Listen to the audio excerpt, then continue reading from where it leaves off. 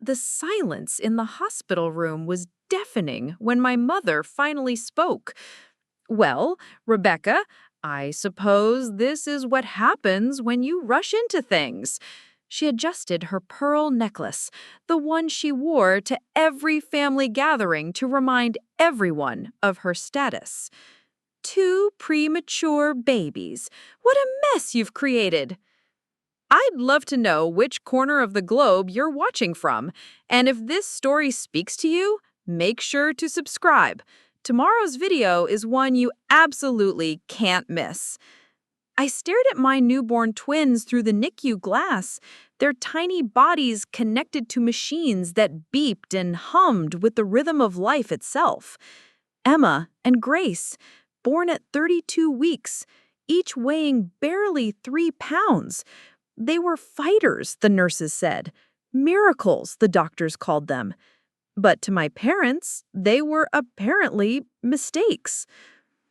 Mistakes? I whispered, my voice cracking. The word felt like glass in my throat. My father, Dr. Harold Whitmore, cleared his throat with the authority of someone who'd spent 40 years making pronouncements from his position as chief of cardiology at Cedar Valley Medical Center. Now, Rebecca, let's be realistic. These children will require extensive care, enormous medical expenses, and frankly, they'll never be normal. You and David should consider your options.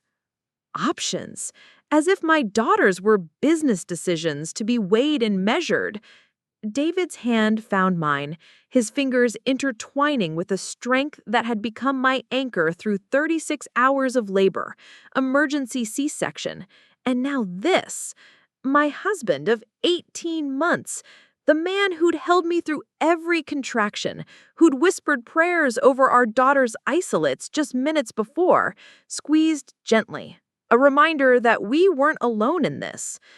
But my parents didn't know who David really was. To them, he was just the quiet man I'd married after what they called my whirlwind courtship. They knew he worked in law, something federal and important sounding, but they'd never bothered to ask details. My mother had been too busy lamenting my choice to marry someone beneath our social circle. And my father had been too occupied comparing David unfavorably to Richard Blackwell, the surgeon's son they'd handpicked for me years ago.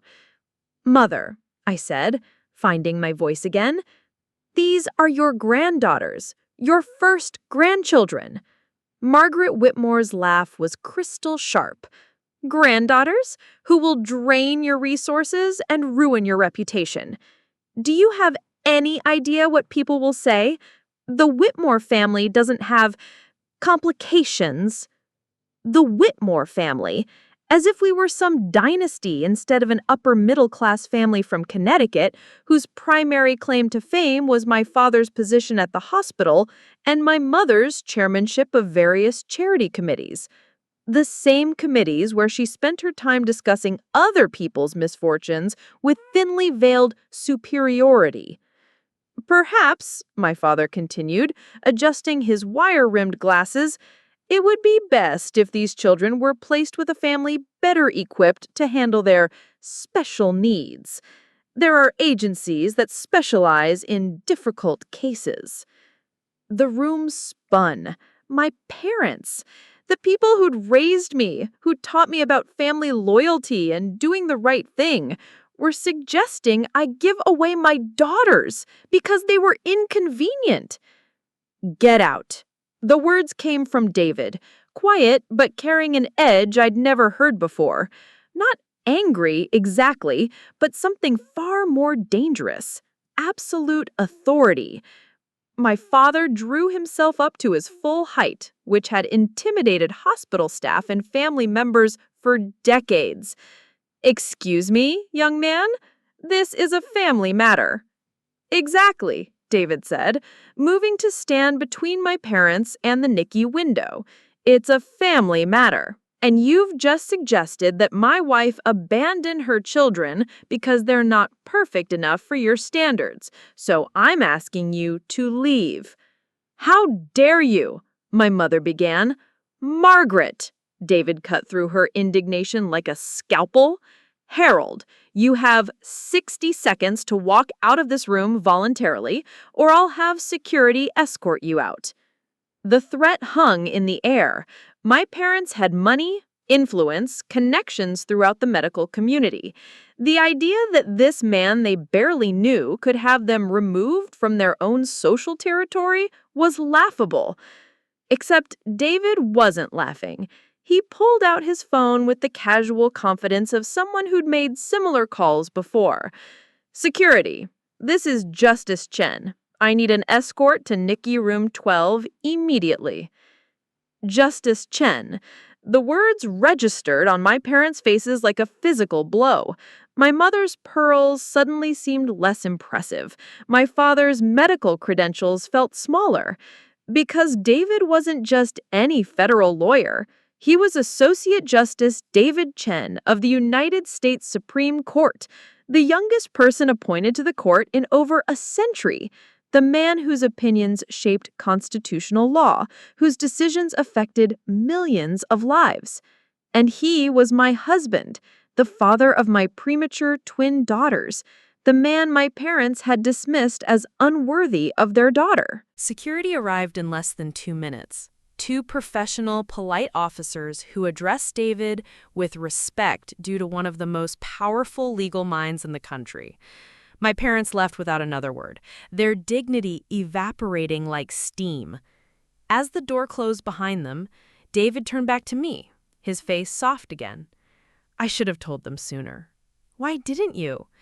He looked through the NICU glass at our daughters, their tiny chests rising and falling with mechanical precision. Because I wanted them to judge me for who I am, not what I do.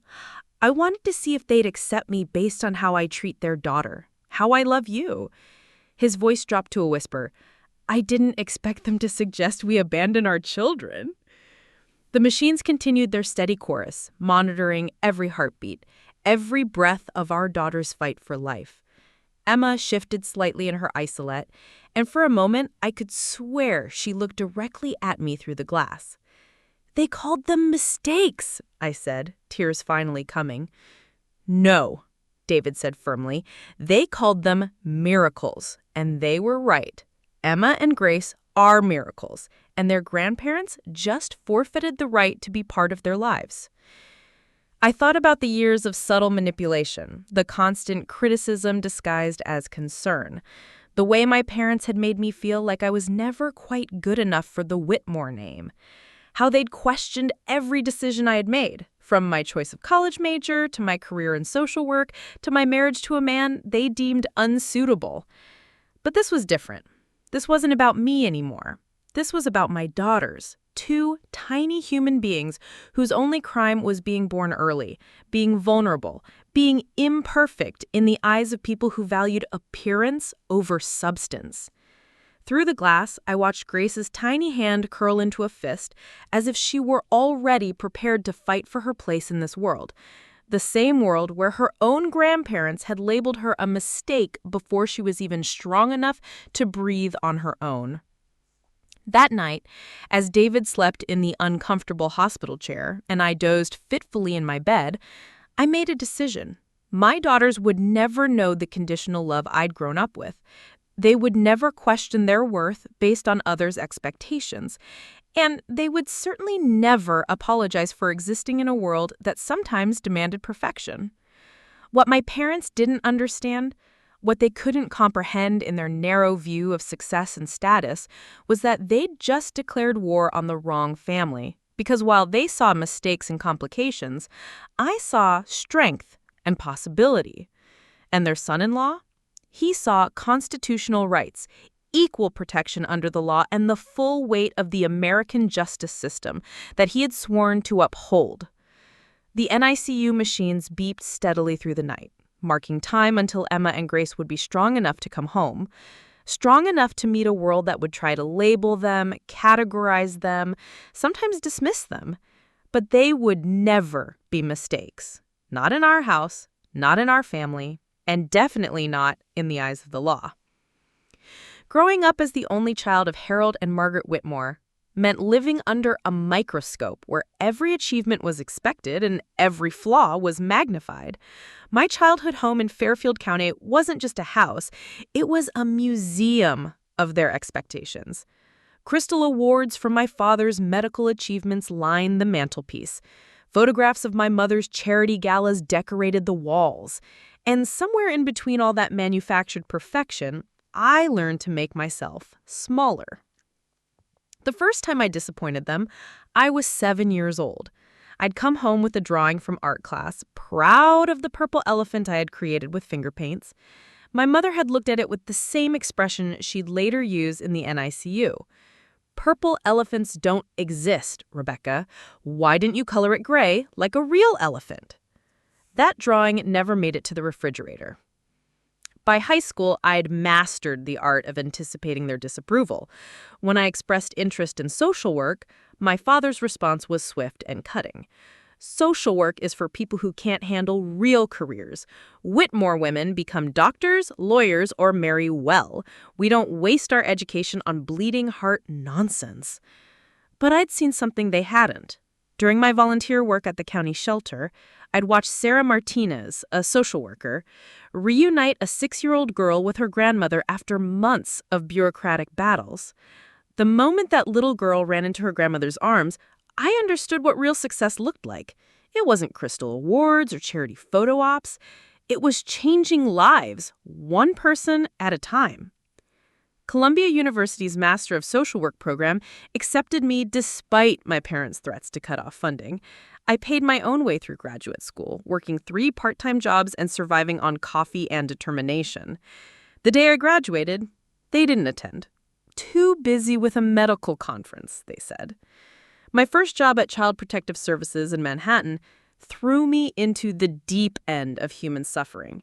I handled cases that would have broken the carefully constructed worldview my parents lived in. Families destroyed by addiction, children abandoned by parents who saw them as burdens. Systems designed to help that sometimes failed the most vulnerable. That's where I learned to fight battles others couldn't see. A lot of love and effort went into bringing this story to life. If you're enjoying it, we'd be so grateful if you'd subscribe to our channel. Now, back to where we left off. The Rodriguez case still haunts me. Twin boys, ages 4 and 5, removed from their home due to neglect. Their foster placement fell through when the younger twin, Miguel, was diagnosed with autism. 3 families rejected them because Miguel was too much work. The state was considering separating the brothers. I spent 6 months finding the right family, the Johanssons, a couple in their 40s who'd been trying to adopt for years. They didn't care about Miguel's diagnosis. They saw 2 little boys who needed love, not medical labels or social stigmas. The day I watched Miguel laugh for the first time in his new backyard, building blocks with his brother and new parents, I understood my purpose. Every bureaucratic battle, every late-night phone call, every moment of advocacy was worth that sound. My parents never asked about my work. When forced to discuss my career at family gatherings, my mother would change the subject quickly. "Rebecca works with troubled children," she'd say, as if I were handling radioactive material instead of protecting vulnerable lives. The isolation from my family pushed me toward my chosen family. Dr. Elena Vazquez, my supervisor at CPS, became the mentor my parents never were. She taught me that strength came from standing up for those who couldn't stand up for themselves, not from maintaining appearances. "Your compassion is your superpower," Elena would say during our supervision meetings. "Don't let anyone convince you otherwise." Meeting David changed everything, though not in the way romantic comedies suggest. It was a Tuesday afternoon at the federal courthouse in Manhattan. I was there advocating for a client whose immigration status complicated his custody case. David was there for oral arguments in a constitutional law case that would later reshape juvenile justice nationwide. We collided, literally, when I was rushing out of the courthouse and he was walking in, both of us juggling case files and coffee. His papers scattered across the marble floor, and I immediately dropped to help gather them, apologizing profusely. "Don't worry about it," he said, his voice carrying an unusual calm for someone whose documents had just been scattered across a public building. "Are you all right?" Most people in his position would have been irritated. Important lawyers didn't have time for clumsy social workers. But David crouched down beside me, carefully collecting papers without once checking his watch or showing impatience. That's when I noticed the case headers. Chen versus State of California. Constitutional challenges to mandatory sentencing for juvenile offenders. This wasn't any lawyer. This was David Chen, whose legal briefs I'd studied in graduate school, whose advocacy for children's rights had influenced my own approach to family law. Uh, "You're David Chen," I said, probably sounding starstruck. He smiled, and something in that smile suggested he was more interested in helping me up than discussing his reputation. "Guilty as charged. And you are?" "Rebecca Whitmore. I'm a social worker with Child Protective Services." "The advocate," he said immediately. "I know your work. The Henderson case last year? Your testimony about family preservation versus child safety influenced my thinking on the Morrison decision." I stared at him. David Chen, whose legal opinions shaped policy nationwide, knew my work. My parents had never read a single report I had written. But this man, this brilliant legal mind, was familiar with my advocacy. Coffee led to dinner. Dinner led to long conversations about justice, family systems, and the ways law and social work intersected to protect children. David didn't just listen to my stories from CPS, he understood them. He saw the constitutional implications in custody battles, the civil rights issues in foster care placements. More importantly, he saw me, not as Harold and Margaret Whitmore's disappointing daughter, but as Rebecca, the woman who fought for children who couldn't fight for themselves. Our courtship was indeed a whirlwind, but not because it was impulsive, because we recognized in each other a shared mission. David approached law the way I approached social work, with the understanding that real justice meant protecting the most vulnerable members of society. When President Morrison nominated David to the Supreme Court at age 42, making him the youngest justice in modern history, the confirmation hearings revealed the depth of his commitment to children's rights. Senator after senator questioned his judicial philosophy, but David's answers always returned to the same principle. The Constitution's promise of equal protection meant nothing if it didn't protect those least able to protect themselves. The night before his confirmation vote, we sat in his apartment overlooking the Potomac, discussing our future. Not the political implications of being married to a Supreme Court justice, but the family we wanted to build together. I want children who grow up knowing their worth isn't conditional. Children who never have to earn love through perfection. "Then we'll give them that," he said simply. "Unconditional love, unwavering support, and the knowledge that they're wanted exactly as they are." Neither of us knew then that our children would arrive early, vulnerable, and imperfect in the eyes of those who should have loved them most. We couldn't have predicted that David's position on the highest court in the land would become the shield protecting our family from the very people who should have been our greatest supporters. But looking back, I realized we'd been preparing for that battle our entire lives. Every case I'd fought for vulnerable children, every opinion David had written protecting constitutional rights, every moment we'd chosen compassion over convenience had led us to that hospital room. My parents saw mistakes where we saw miracles. They saw complications where we saw opportunity.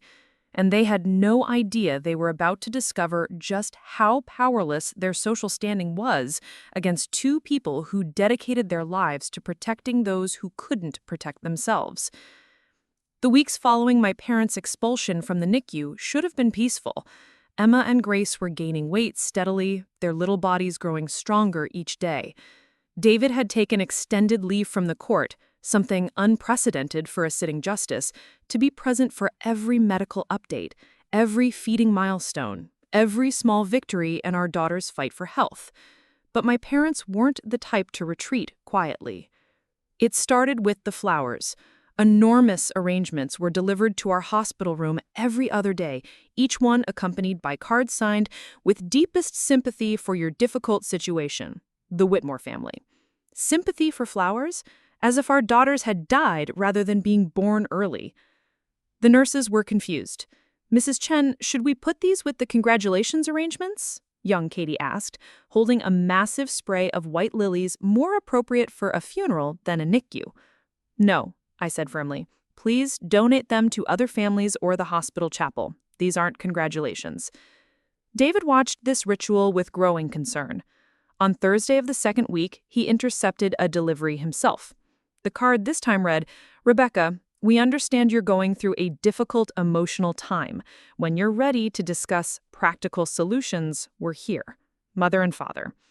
"Practical solutions," David repeated, his voice carrying that dangerous, quiet tone I'd learned to recognize.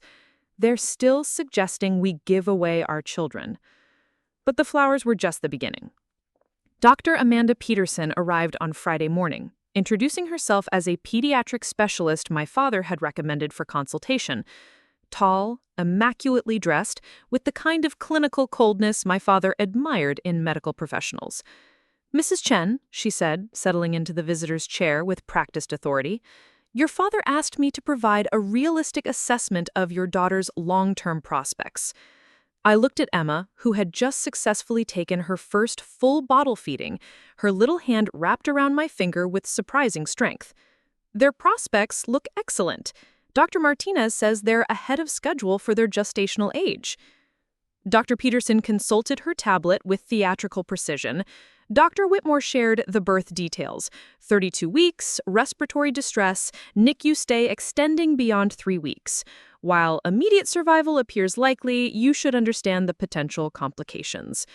She launched into a litany of possible developmental delays, learning disabilities, behavioral issues, and long-term health problems, all worst-case scenarios delivered with clinical detachment, as if she were discussing laboratory specimens rather than my daughters.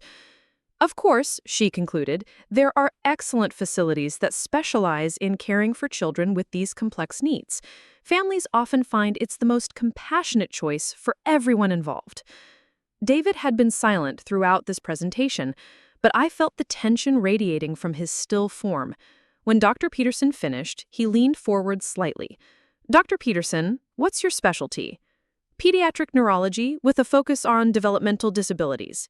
"And you've examined our daughters?" "Well, no, but the medical records clearly indicate." "So, you're recommending we institutionalize our children based on medical records you've read, not patients you've examined, for conditions they don't currently have but might possibly develop?" David's voice remained conversational, but I recognized the tone from his oral arguments. He was building a case. Dr. Peterson shifted uncomfortably. "I'm simply providing information about realistic expectations." "Information provided at the request of Dr. Whitmore, who has made his feelings about our daughters quite clear." David stood. "Thank you for your time, Dr. Peterson. Please don't return without an invitation." After she left, I realized this was more than grandparental disappointment. This was a campaign. The campaign escalated over the following days. My mother's best friend, Patricia Blackwell, happened to stop by with her son Richard, the surgeon they'd originally wanted me to marry. The same Richard who'd made it clear during our brief dating period that children would need to wait until his career was fully established, preferably never. "Rebecca, darling," Patricia cooed, "what a challenging situation. Richard was just saying how fortunate it is that modern medicine offers so many options for families facing these difficulties." Richard nodded gravely, his bedside manner as cold as I remembered. Specialized care facilities have come a long way. Some families find it's actually more loving to ensure children receive professional care rather than struggling beyond their means. The audacity was breathtaking. They were discussing my daughters as if they were defective products that needed to be returned to the manufacturer. But the most insidious attack came through my professional network. Elena Vasquez called me on Tuesday, her voice tight with controlled anger. Rebecca, I need to ask you something, and I want you to know I don't believe it for a second.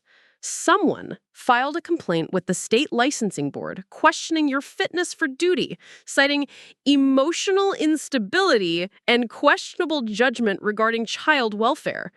The room spun. My professional license, my career, my ability to advocate for vulnerable children. Someone was trying to destroy it all. Who filed it? Anonymous complaint, but it references specific details about your personal situation that only someone close to you would know. The complaint suggests you're maintaining custody of children you can't properly care for while simultaneously making professional decisions about other families' children. The cruelty was surgical in its precision. Attack my competence as a mother, then use that to attack my professional credibility. If I couldn't be trusted to make decisions about my own children, how could I be trusted to make recommendations about others? David found me staring at the complaint paperwork when he returned from a consultation with Emma's respiratory therapist. The legal language was familiar to him, but the personal attack was something new. "This is harassment," he said after reading it through, "and it's completely unfounded. Elena supporting you?" "Absolutely. She says the complaint is obviously vindictive and without merit. But David, they can still investigate. They can drag this out for months, question my judgment, interview my colleagues. They can try," his voice carried that edge again, "but they're about to discover that harassing a federal employee, especially one whose family is being targeted for exercising constitutional rights, carries serious consequences." That night, as we sat in the NICU watching our daughters sleep, I felt the weight of what my parents were willing to do.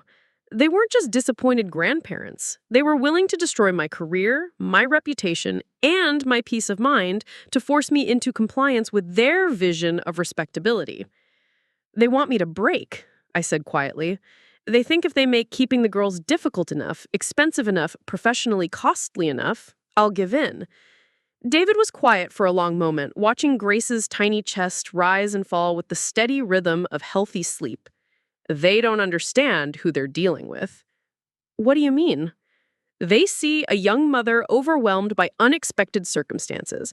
They think they can pressure you into abandoning your children because that's what they would do. Prioritize appearance over substance, convenience over love."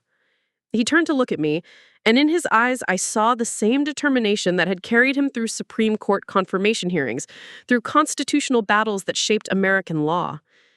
"But you're not just any mother, Rebecca. You're someone who's spent her career fighting for children who can't fight for themselves. You understand systems, bureaucracy, legal rights, and you're married to someone who spent his career ensuring the Constitution protects exactly these situations. You think we can fight them? I know we can, because they're not just attacking our family anymore. They're attacking the fundamental principle that parents have the right to raise their children without interference from people who think they know better." Outside the NICU windows, snow began to fall, covering the city in pristine white. But inside these walls, the battle lines were being drawn for a conflict my parents had no idea they'd started. The call came at 6:47 a.m. on a Tuesday morning, when Emma and Grace were finally strong enough to come home. David was in the shower, and I was packing the last of our belongings from the hospital room we'd called home for 5 weeks. The babies were already in their car seats, tiny but thriving, ready for their first journey into the world beyond these walls. "Mrs. Chen?" The voice was professional, clipped, unfamiliar. "This is Janet Morrison from the Department of Children and Family Services. We need to schedule an immediate home visit regarding your newborn twins." The room tilted. DCFS, Child Protective Services, the same agency where I'd worked for years, now calling about my own children. "I'm sorry, what is this regarding?" "We've received multiple reports of concern about the welfare of Emma and Grace Chen. Anonymous sources have indicated potential neglect and questionable living conditions. We're required to investigate within 72 hours of a report. Multiple reports, anonymous sources. The professional language couldn't hide what this was. My parents had escalated their campaign to the nuclear option. What kind of reports? I managed to ask, though my hands were already shaking. I can't discuss specifics over the phone, but we'll need to conduct a home inspection and interview both parents. Are you available this afternoon? This afternoon? The day we were supposed to bring our daughters home from the NICU? The day we'd been planning for, 5 weeks, marking each milestone. First bottle feeding, first time without oxygen support, first night sleeping without monitors. We're actually at the hospital right now. The babies are being discharged today. Perfect. We'll meet you at your residence at 2 p.m. Please ensure both parents are present. After she hung up, I sat in the sudden silence, staring at my daughters. Emma was making soft cooing sounds, her tiny fist waving in the air. Grace was sleeping peacefully, her breathing steady and strong. Healthy babies. I wanted babies. I love babies. And someone had reported us for neglect. David emerged from the bathroom to find me crying over the car seats. When I explained the call, his face went through several expressions before settling on something I'd never seen before. Pure, cold fury. They called CPS on us. He said, not a question, but a statement of fact that seemed to crystallize something in his mind. Your parents called Child Protective Services on a Supreme Court justice and a licensed social worker. David, what if they take the girls? What if... They won't. His voice carried absolute certainty.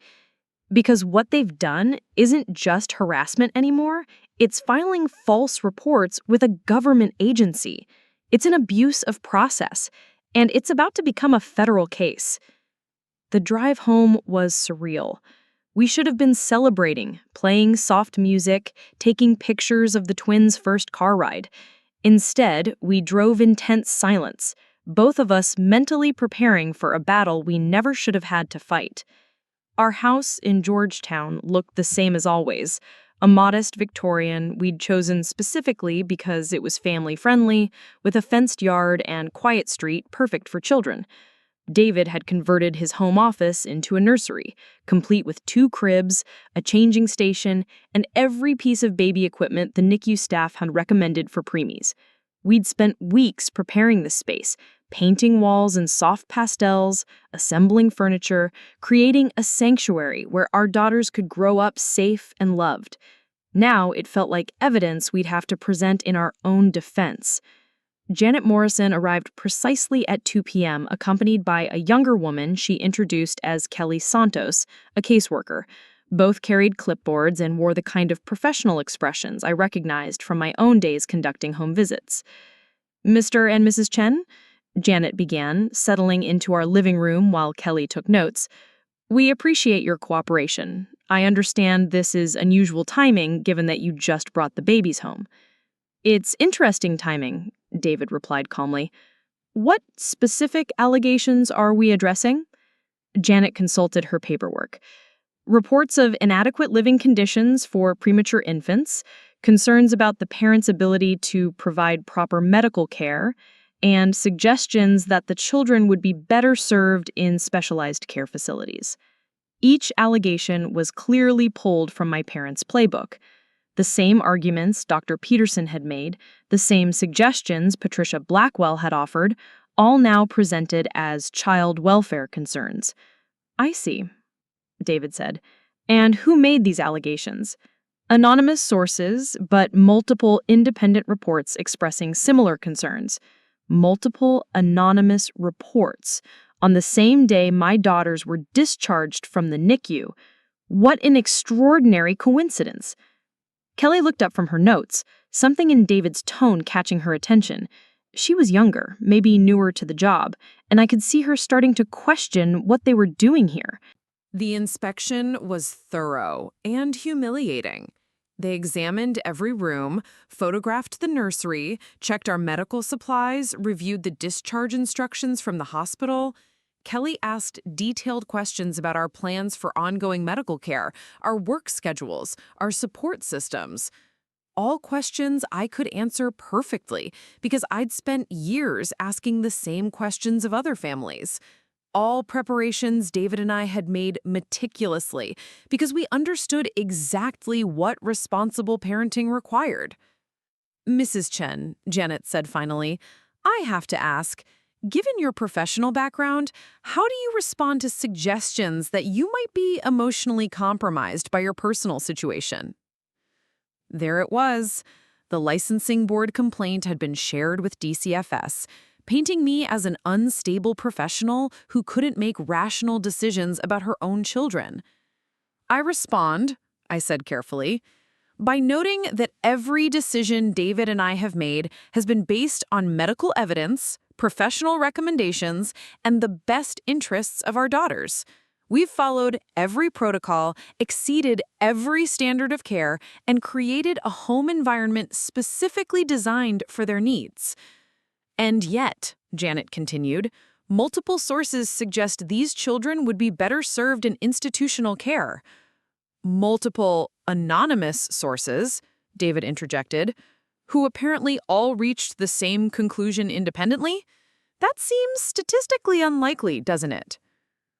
Something shifted in the room. Kelly was now openly studying David, recognition dawning in her eyes. Janet, focused on her investigation, hadn't yet made the connection.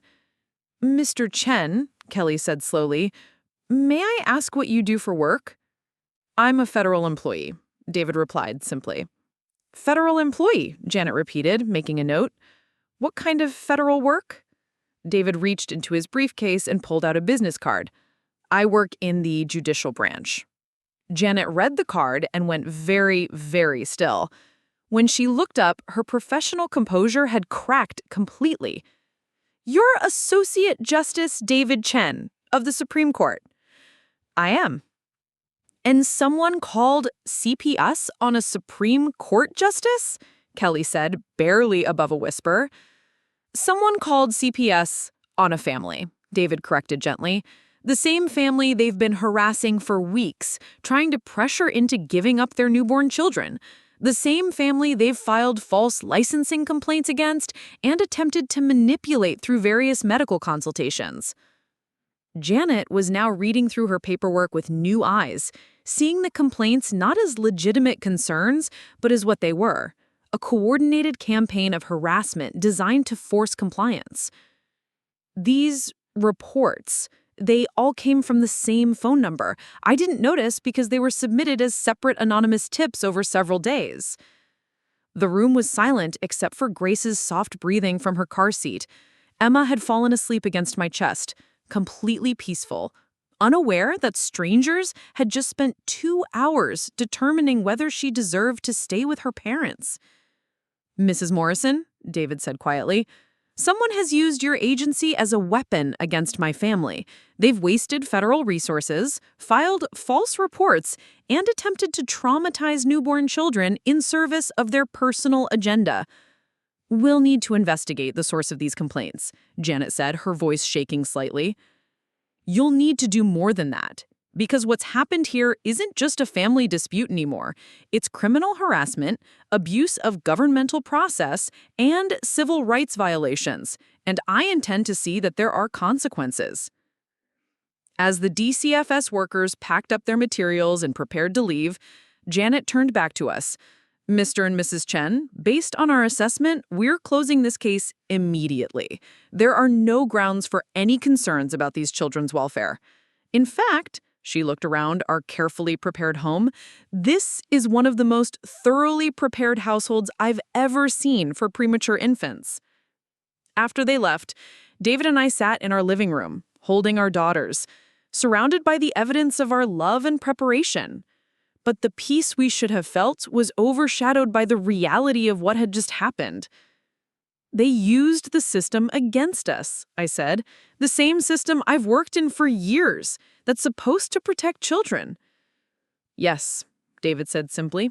They did. And now they're going to learn what happens when you abuse federal systems to harass a federal judge's family. Outside, the first snow of winter was beginning to fall, but inside our home, the temperature had just shifted dramatically. The war my parents had started was about to become something they were completely unprepared for. Because they'd just crossed a line that moved this from family drama into David's territory: constitutional law, civil rights, and federal court jurisdiction. And they had no idea what was coming. Thursday morning brought an unexpected visitor to my parents' Fairfield County estate. FBI Special Agent Maria Santos arrived at 8:30 a.m. with a federal warrant and a team of investigators. David had spent the previous evening making calls, not as my husband seeking revenge, but as a Supreme Court justice whose family had been targeted through abuse of federal systems. I wasn't there to witness it, but my mother's panicked phone call painted a vivid picture. "Rebecca, you need to call off these people immediately." Her voice was shrill, the controlled elegance completely shattered. "They're treating us like criminals.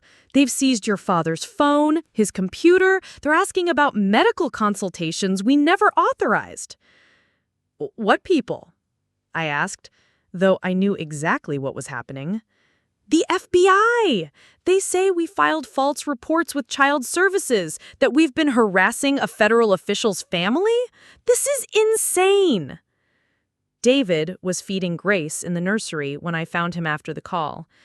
Our daughter looked so peaceful in his arms, completely unaware that her existence had triggered a federal investigation. "They came to the house," I told him. "I know." He didn't look up from Grace's face. "Agent Santos called to confirm the warrant was executed.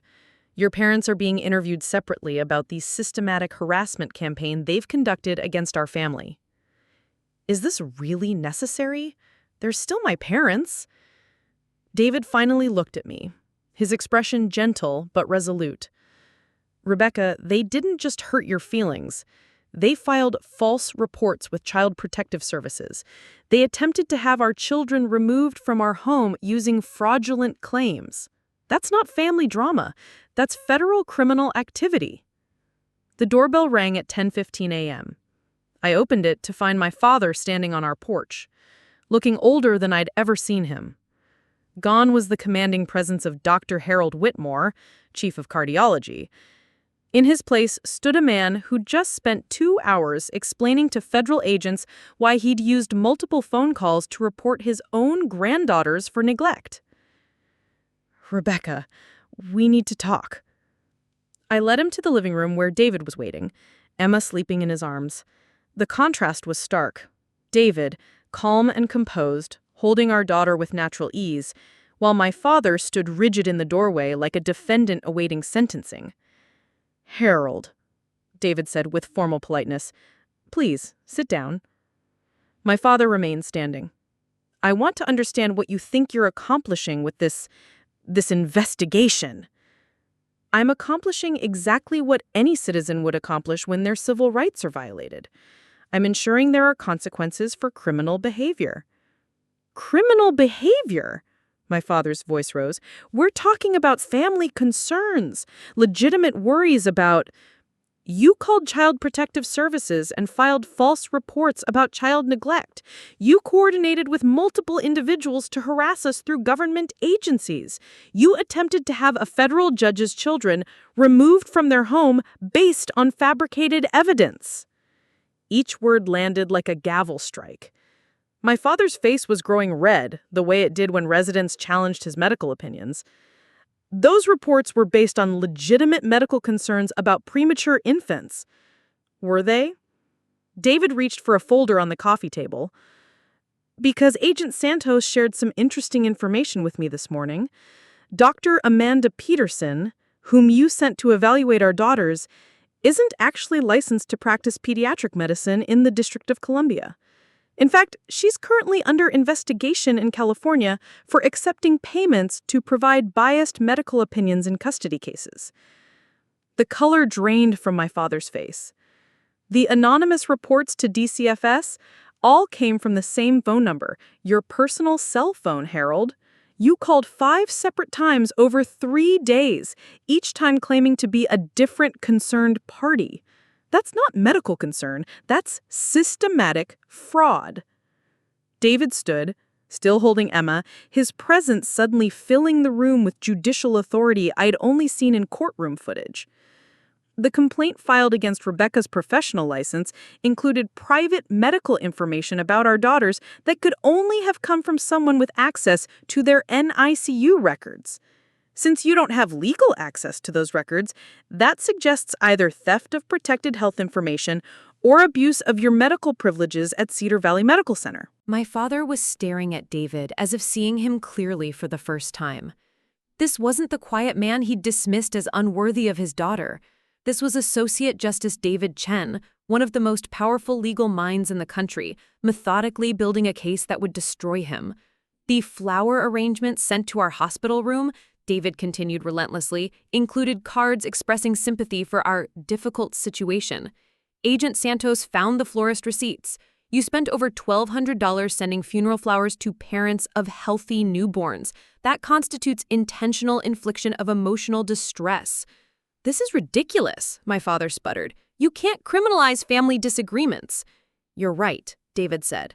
I can't criminalize family disagreements, but I can prosecute criminal harassment, filing false police reports, abuse of governmental processes, theft of medical records, and civil rights violations under federal law. The room fell silent except for Emma's soft breathing. My father looked around our living room, at the carefully prepared nursery visible through the doorway, at the medical equipment we'd purchased for the twins' care, at the family photos David had hung just days ago. I want to see my wife, he said finally. Your wife is currently being interviewed by federal agents about her role in this harassment campaign. I believe she's explaining how Patricia Blackwell became involved, how Richard Blackwell was recruited to pressure us, and how the complaint against Rebecca's license was coordinated. You're destroying our family. No, I said, speaking for the first time since he'd arrived. You destroyed our family the moment you called my daughters mistakes. Everything that's happened since then has been your choice, your decision to escalate, to involve outsiders, to weaponize government agencies against your own grandchildren. My father turned to look at me, and for a moment, I saw something I'd never seen before in his eyes. Genuine fear. Rebecca, surely you don't support this vendetta against your own parents. What I support, I said, clearly, is protecting my children from people who would rather see them institutionalized than loved. What I support is ensuring that no other family has to endure what you put us through. David moved to stand beside me, Emma still peaceful in his arms. Harold, let me explain your situation. You've committed multiple federal crimes in your attempt to force us to abandon our children.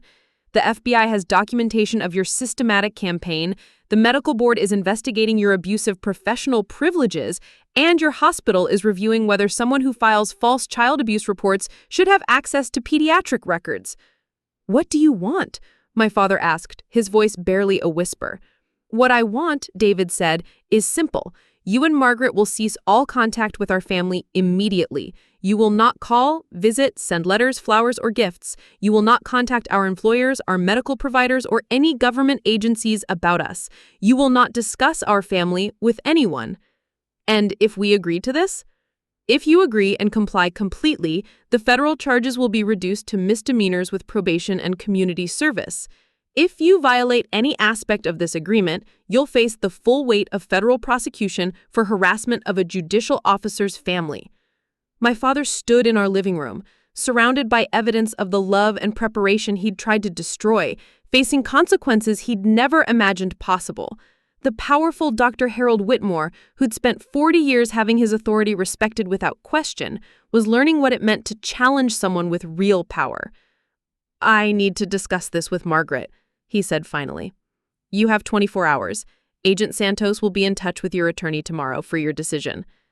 After my father left, David and I sat in the sudden quiet of our home. Emma had slept through the entire confrontation, completely trusting in our ability to protect her world. Is it over? I asked. The criminal part will be over when they accept the plea agreement, but the important part was already over the moment we brought Emma and Grace home. They tried to use the system against us, but the system only works when people respect it. Your parents never understood that respect isn't given, it's earned. Outside, I could see the moving truck that had arrived at the neighbor's house.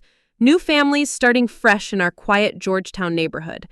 Inside, we had everything we'd ever really needed: each other, our daughters, and the absolute certainty that love doesn't require perfection. It just requires commitment. The power had shifted completely, but not in the way anyone might have expected. It hadn't shifted to David because of his position, or to me because of my vindication. It had shifted to Emma and Grace, two tiny girls who would grow up knowing they were wanted, chosen, and fiercely protected. And that was the only power that had ever really mattered. 6 months later, I stood in the sunlit nursery watching Emma attempt to crawl toward a colorful toy while Grace clapped her hands with delight from her bouncer. Both girls had not only met every developmental milestone, they'd exceeded them. Their pediatrician, Dr. Sarah Kim, had declared them completely healthy at their latest checkup, with no lingering effects from their premature birth. The official letter from Agent Santos had arrived 3 weeks after my father's visit. Harold and Margaret Whitmore had accepted the federal plea agreement, receiving 2 years probation, 200 hours of community service, and a permanent restraining order preventing any contact with our family. Additionally, my father had been placed on administrative leave from Cedar Valley Medical Center pending a full ethics investigation. But the most satisfying resolution hadn't come through the courts. Dr. Amanda Peterson's medical license had been revoked in 3 states after the FBI investigation revealed her pattern of providing false testimony in custody cases. The medical board found she'd been accepting payments from lawyers and family members to present biased evaluations designed to support predetermined conclusions. Her involvement in our case had opened a federal investigation that uncovered dozens of similar instances. Richard Blackwell, the surgeon my parents had originally wanted me to marry, faced his own professional consequences. The hospital board at New York Presbyterian had discovered he'd been using his position to access confidential patient information for non-medical purposes, specifically providing details about families to his mother's social circle. His surgical privileges were suspended indefinitely. Patricia Blackwell's reign as Queen of Fairfield County's Charity Circuit ended abruptly when other board members learned about her role in the harassment campaign. Being associated with federal crimes, even peripherally, was social poison in their circles. She'd resigned from every committee and moved to her sister's house in Vermont. The domino effect had been swift and thorough. Elena Vasquez called me on a Tuesday morning with news that felt like the final piece of justice clicking into place. "Rebecca, you're not going to believe this.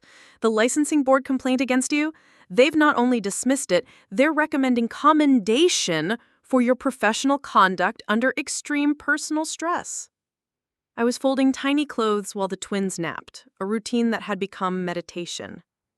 "What do you mean?" "The board reviewed how you handled your CPS cases while dealing with premature twins and a family crisis. They said your case documentation actually improved during that period. Your advocacy for the Martinez children led to policy changes in how the state handles special needs placements." The Martinez case. The family I'd worked with while my own children were in the NICU. 3 siblings with various disabilities whose parents had died in a car accident. I had spent hours coordinating services, finding the right foster family, ensuring they could stay together. All while my own children fought for their lives and my parents launched their campaign against us. "They want to offer you the supervisor position in the special needs division. It comes with a significant raise and your own team. Interested?"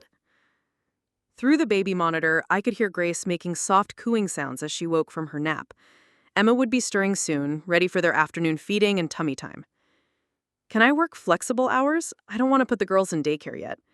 "Rebecca, after what you've accomplished this year, I think you can write your own schedule." That evening, David came home from the court carrying flowers. Not sympathy arrangements, but bright yellow daisies that made Emma giggle when he waved them near her face. It had become his tradition, bringing something small and cheerful for our daughters each Tuesday. "How was oral arguments?" I asked, settling beside him on the couch with Grace in my arms. Contentious. Case about parental rights and custody disputes. The state argues they have authority to override parental decisions when children have special needs. He paused, watching Emma grab for the flowers. I found myself thinking about our situation quite a bit. Oh? The petitioners are arguing that the state should have broader authority to remove children from families when medical experts believe institutional care would be more appropriate. Sound familiar? It sounded exactly like the arguments my parents and Dr. Peterson had made.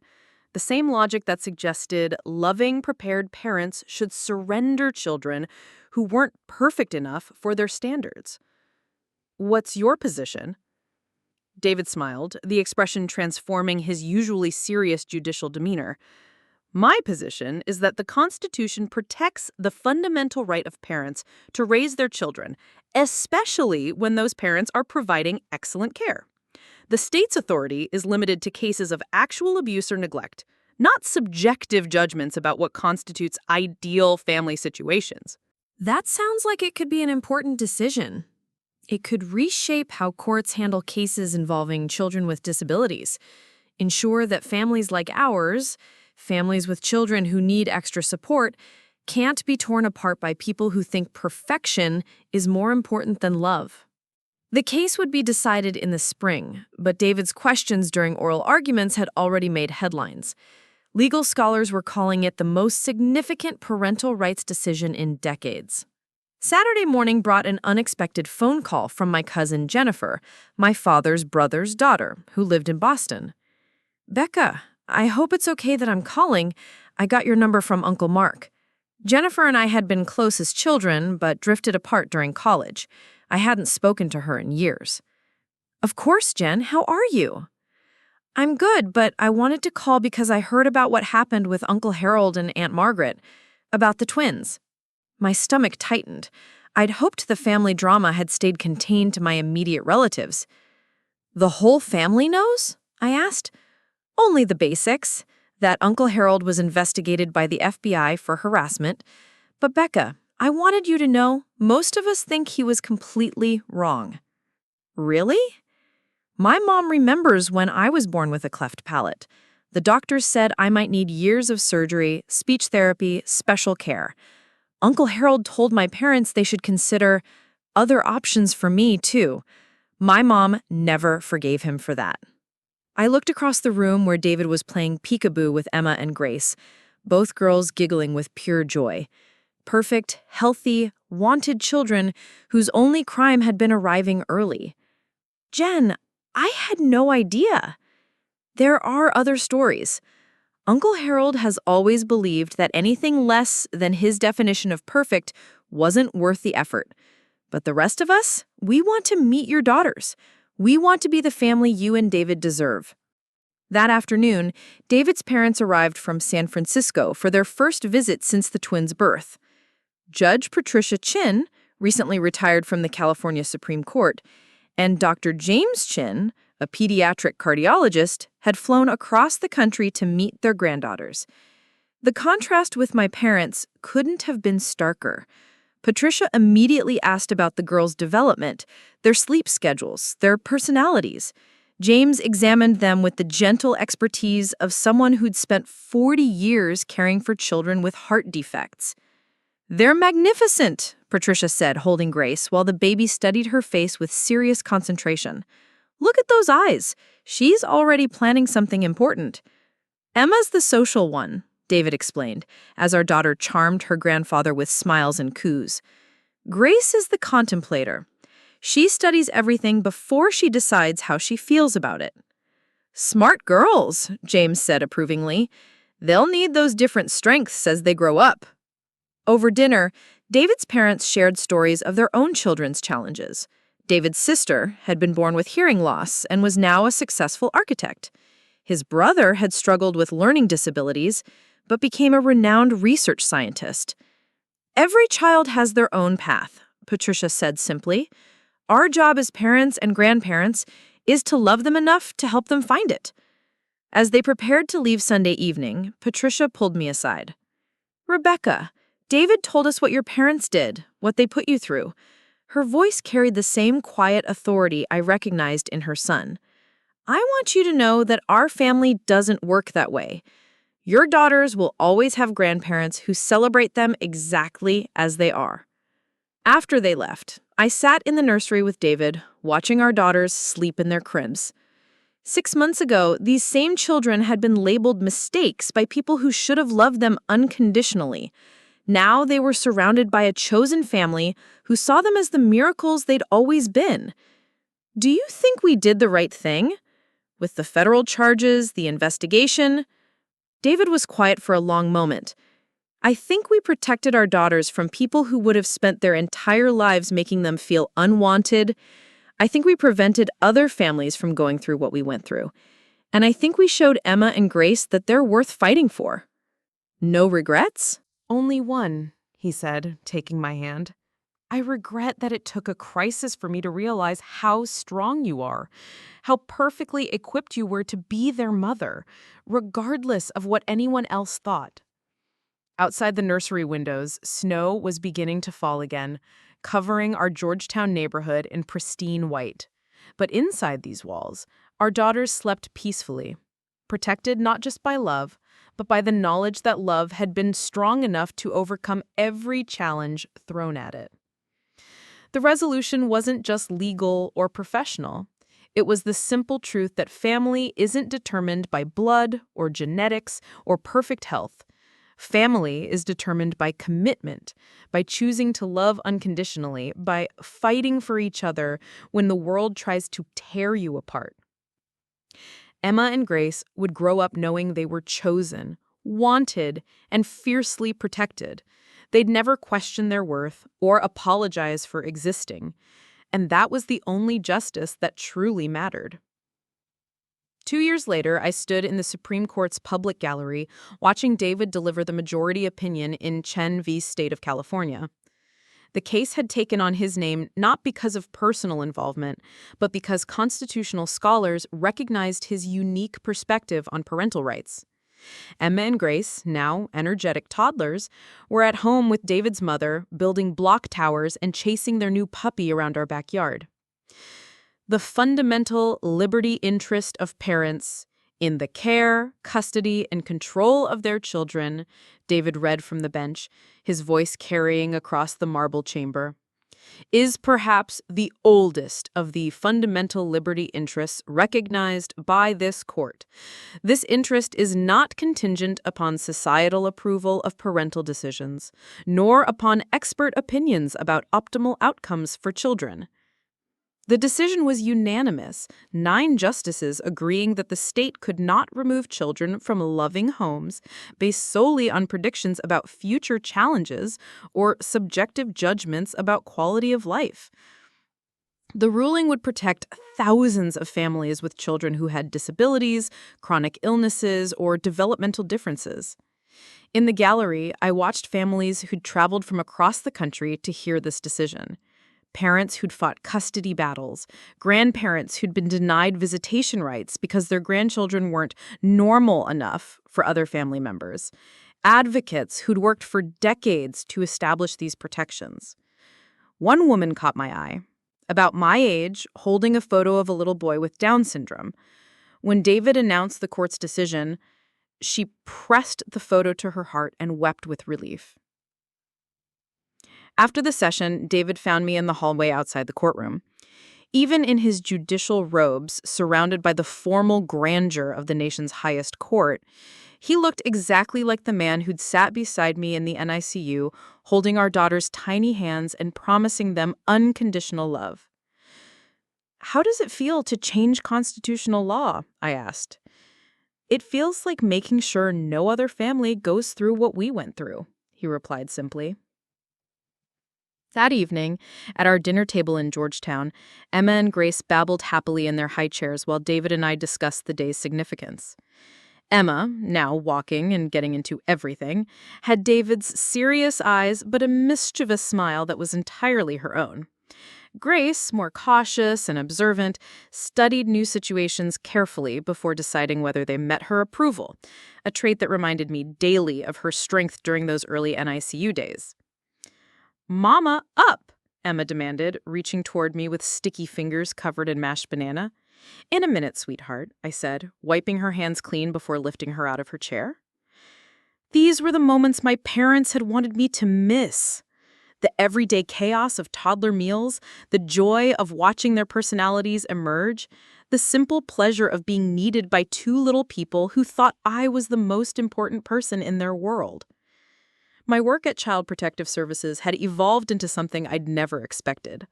The special needs division I now supervised had become a model program, studied by agencies nationwide. We'd implemented new protocols that prioritized family preservation and support over removal, recognizing that most families needed resources, not judgment. The Martinez children, the siblings I'd advocated for while my own daughters were in the NICU, had thrived in their adoptive placement. The oldest, Miguel, now 8, had started reading at a 4th grade level despite his autism diagnosis. His little brother had joined the school soccer team. His sister was learning to play violin. All 3 children remained together in a family that celebrated their differences instead of seeing them as problems to be solved. Last month, I received a letter from an unexpected source. Jennifer, my cousin from Boston, had become a frequent visitor to our home, bringing her own 2 children to play with Emma and Grace. Through her, I'd reconnected with several relatives who'd been quietly disapproving of my parents' behavior for years. But the letter came from someone I hadn't heard from since that devastating hospital confrontation.